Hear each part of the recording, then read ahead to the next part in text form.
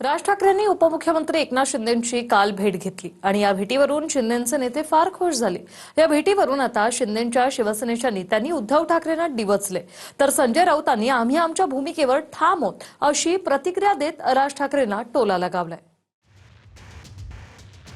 खरंच कोणाची जर जळली असेल तर त्यांना ते लागणार आणि जळली नसेल तर लागणार नाही। मनसे अध्यक्ष राज ठाकरे उपमुख्यमंत्री एकनाथ शिंदेंना भेटले आणि शिंदेंच्या शिवसेनेनं उद्धव ठाकरेंच्या शिवसेनेला डिवचलं।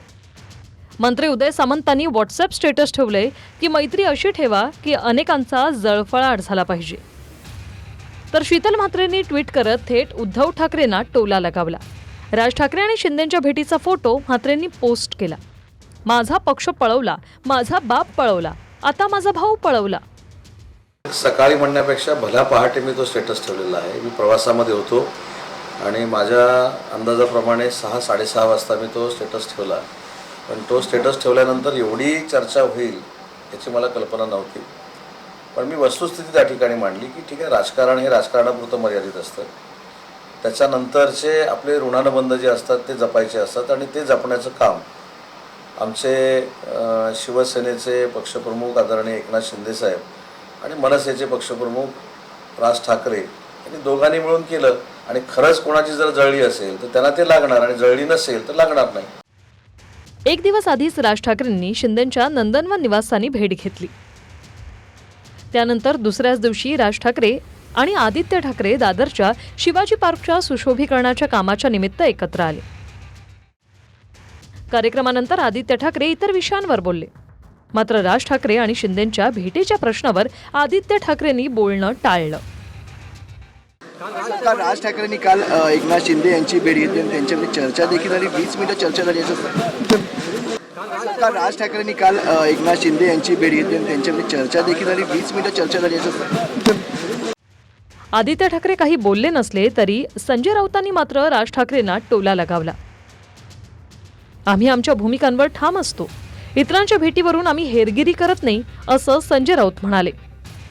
कोण कोणाला भेटलं ते काय आम्ही काय हेरगिरी करत नाही, तिथे कोणी कोणाला भेटण्यावरती बंधनं नाहीत, पण एकनाथ शिंदे या प्रवृत्तीविरुद्ध आमचं टोकाचं भांडण आहे। एकनाथ शिंदे यांनी शिवसेनेच्या पाठीत खंजीर खुपसला। जे नंदनवन तुम्ही सांगताय ते शिवसेनेच्या चोरीतून आणि धनुष्यबाणातून चोरीतून निर्माण झालेलं नंदनवन, एवढंच मी सांगतो। तर पक्षामध्ये काय चाललंय त्याच्याविषयी मत व्यक्त करण्याची आम्हाला गरज नाही। मोठ्या काळानंतर जेव्हा ठाकरे बंधूंची महापालिका निवडणुकांसाठी युती झाली, ती युती अजून कायम आहे।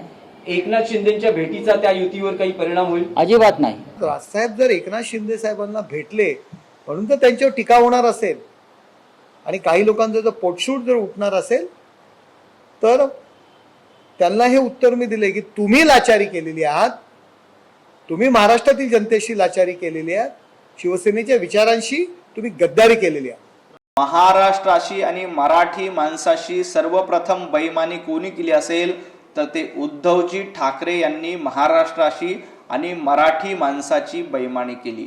2019ला महायुती म्हणून उद्धवजी ठाकरे यांनी देवेंद्रजींच्या सोबत निवडणूक लढली। भारतीय जनता पार्टी आणि शिवसेनेची युती होती।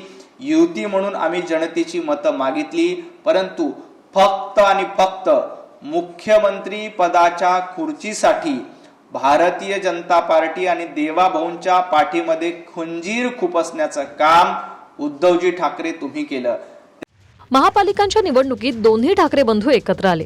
प्रचार सभेतून अगदी ठाण्यातून राज ठाकरेंनी एकनाथ शिंदेंवरही टीका केली आणि निकालानंतरच्या समीकरणावरून आपल्याला शिसारी आल्याचंही राज ठाकरे म्हणाले। 200 वर्षापूर्वी नाही का ते चावडीवरती उभे राहायचे आणि माणसांची लिलाव चालायचे, आज तसे महाराष्ट्रामध्ये लिलाव चालू आहेत। आज अनेक ठिकाणी तुमच्या बाहेरच्या सगळ्या जिल्ह्यांमध्ये कल्याण डोंबिवली असेल, इतर ठिकाणी माझं उद्धव ठाकरे आणि माझं संजय राऊतांची बोलणं झालं। शिसारी आली, शिसारी, ज्याला व्यथित व्हायला म्हणतो ना आपण की काय चालू आहे, कुठे नेतोय आपण। पण निवडणुकीनंतर त्याच राज ठाकरेंनी उद्धव ठाकरेंचे कट्टर राजकीय शत्रू एकनाथ शिंदेंची भेट घेतली।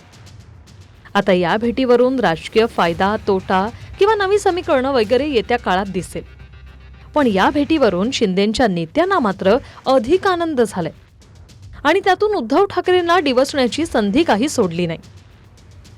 Bureau report, TV9 Marathi, Mumbai.